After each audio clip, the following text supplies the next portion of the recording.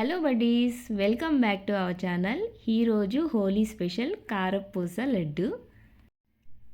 మోతీచూర్ లడ్డు ఎలా చేసుకోవాలో ఇది కూడా సేమ్ అంతే అండి. ఇంకెందుకు లేటు, ఎలా చేసుకోవాలో చూసేద్దామా. ముందుగా ఒక బౌల్ తీసుకొని 2 కప్స్ శనగపిండి అనేది తీసుకుంటున్నాను. తీసేసుకొని జల్లడిచ్చేసుకున్నాను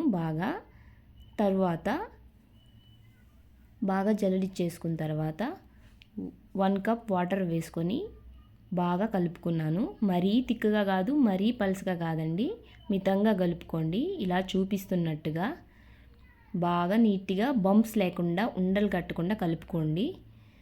చూసారు కదా, ఈ కన్సిస్టెన్సీలో కలుపుకోవాలి.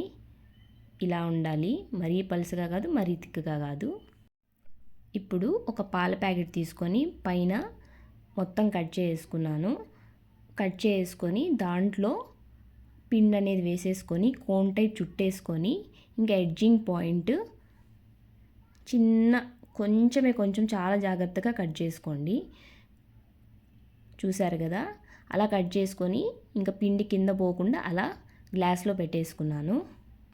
తర్వాత ఒక కడాయి పెట్టుకొని ఆయిల్ వేసుకొని, ఆయిల్తో పాటు గీ వేసుకుంటున్నాను. గీ అనేది ఆప్షనల్ అండి, వేసుకోవచ్చు వేసుకోకపోవచ్చు.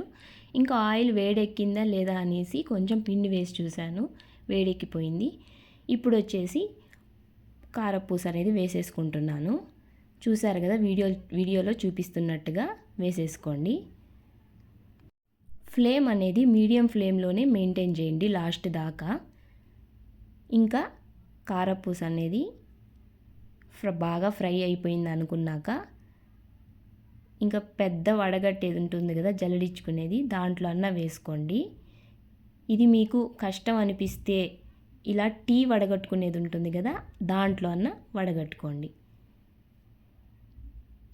చూసారు కదా, ఇలా మొత్తం ఫ్రై చేసేసుకున్నాక ఇప్పుడు ఇది కొంచెం పెద్ద పూస వచ్చింది కదండి, దానికోసమని నేను మిక్సీలో కొంచెం వేసుకుంటూ ఒక బ్లెండ్ చేసుకున్నాను. ఇలా పౌడర్ వస్తుంది. తర్వాత మనం ఇప్పుడు సిరప్ చేసుకున్నాము. సిరప్ కోసం ఒక కడాయి పెట్టుకొని 2 కప్స్ షుగర్ అనేది వేసుకుంటున్నానండి. ఆ 2 కప్ షుగర్లో 1.5 కప్ వాటర్ అనేది వేసుకున్నాను. తర్వాత ఒక పించ్ ఆరెంజ్ కలర్ అనేది వేసుకున్నాను. అది ఆప్షనల్, వేసుకోండి వేసుకోకపోండి. నెక్స్ట్ వచ్చేసి కారపూస పౌడర్ అనేది మిక్సీకి వేసుకున్నాం కదా, అది మొత్తం వేసేసుకున్నాను. ఇప్పుడు ఆ కారపూస పేస్ట్ అనేది బాగా గట్టిపడాలి. పడుతుంది అన్నప్పుడు లాస్ట్లో ఇలాచీ పౌడర్ అనేది వేసేసుకున్నాను.